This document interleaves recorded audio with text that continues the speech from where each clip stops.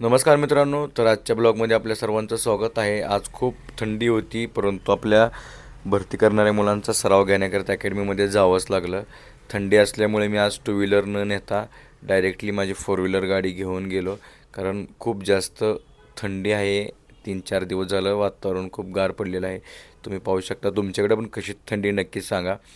आणि आमच्या अकलूजकडे पाहू शकता तुम्ही, रोड वगैरे खूप छान आहेत आणि सकाळचे वातावरणात जे वयस्कर माणसं वगैरे असतात ते वॉककरिता येत असतात. त्याचबरोबर लाईटिंग वगैरे करून खूप छान आहे. त्यानंतर मी ग्राउंडला गेल्यानंतर अकॅडमीतील मुलांचा सर्व वर्कआउट झाल्यानंतर आपली खेळाडूंची बॅच असते.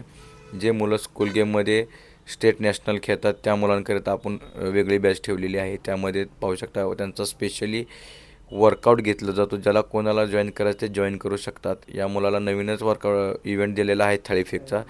मी पर्सनली त्याला वैयक्तिक वर्कआउट काय करायचा, मुवमेंट काय आहे त्याबद्दलची माहिती थोडी दिली, कारण त्याची बॉडी खूप कडक आहे जिम वगैरे मारल्यामुळे.